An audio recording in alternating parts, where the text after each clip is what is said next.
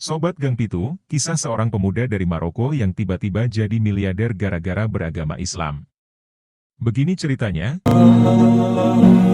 Wallahi, masih melekat erat di ingatanku seorang pemuda muslim dari Maroko yang usianya belum sampai 26 tahun. Aku bertanya tentangnya. Di mana dia sekarang? Fulan? Masya Allah, dia sudah menjadi miliarder. Miliarder? Saya tanya, kenapa? Apa sebabnya? Dan mereka menceritakan tentangnya. Saya akan meringkasnya. Suatu hari ia pernah menaiki sebuah lift di kantor pusat perdagangan dunia. Dalam lift ada beberapa orang, dan salah satunya seorang gadis Amerika yang cantik, elok, rupawan.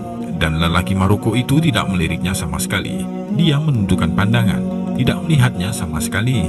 Dan ketika tiba di suatu lantai, secara kebetulan dan tidak disengaja, sebuah orang dalam lift itu keluar. Tinggallah pemuda itu bersama gadis Amerika yang elok itu.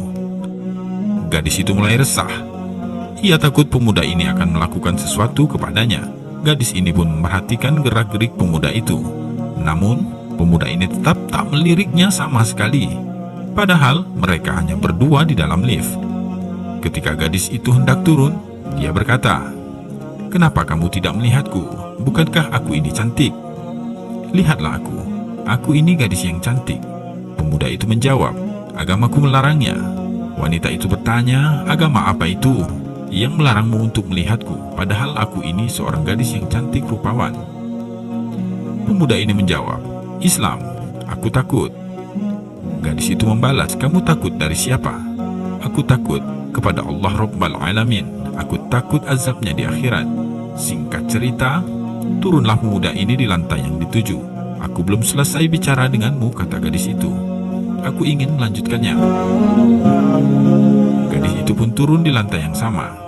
Ia berujar, "Ceritakan kepadaku tentang agamamu yang melarangmu melihatku. Agama apa ini? Kemuliaan apa ini?" Lalu pemuda ini bercerita tentang Islam, dan dia masih tetap tidak melihat gadis itu sama sekali. Demi Allah, dia tidak melihatnya sama sekali. Bahkan dia tidak tahu bagaimana rupa gadis tersebut, betapa mulianya, betapa sopannya. Gadis itu berkata, "Aku seorang gadis yang kaya.